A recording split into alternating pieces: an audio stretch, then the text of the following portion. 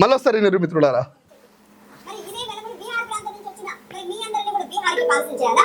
మాట్లాడాల్సి వస్తే నిజంగా తెలంగాణ వాళ్ళు మాత్రమే ఇక్కడ తాతల ముత్తాతల డిఎన్ఏ ఉన్న వాళ్ళు మాత్రమే ఉండాలి అంటే మరి మీరు కూడా ఉండకూడదు.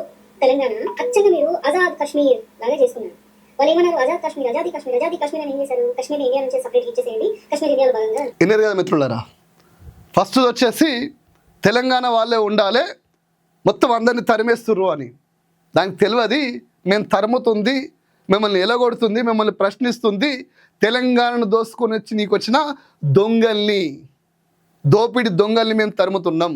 మా గడ్డ మీదకి వచ్చి తెలంగాణ కబ్జా చేస్తున్న పవన్ గారిని అడిగితే వీళ్ళు వచ్చిర్రు, ఈ పిఠాపురం తాలూకోళ్ళు వచ్చిర్రు.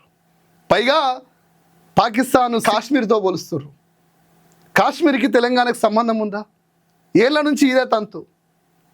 ఆ మధ్య ఎవడో మాతృశ్రీ పేరు మీద కరుణశ్రీ అని కన్నీళ్లతో మసిపూసి రాసిన అన్న మాటలు కూడా ఈ ఆంధ్ర నీచప్ మాటలే. తెలంగాణ మీద కక్కిన విషమే. తెలంగాణను దక్షిణ పాకిస్తానం అంటారు. ప్రత్యేక తెలంగాణం దక్షిణ పాకిస్తానం, ప్రత్యేక తెలంగాణం పగబట్టిన దృక్కోణం, ప్రత్యేక తెలంగాణం భరతమాతకు అవమానం అంటారు ఈ గాడిద కొడుకులు. గా ఆధిపత్యాన్ని, గా దురహంకారాన్ని, గా దుర్మార్గాల్ని ప్రశ్నిస్తున్న వాళ్ళు తెలంగాణలో, తెలంగాణ బిడ్డలు ఇట్లనే ప్రశ్నిస్తారు. ఎందుకంటే వీళ్ళకి అస్తిత్వము, ఆత్మగౌరవం ఉంటుంది.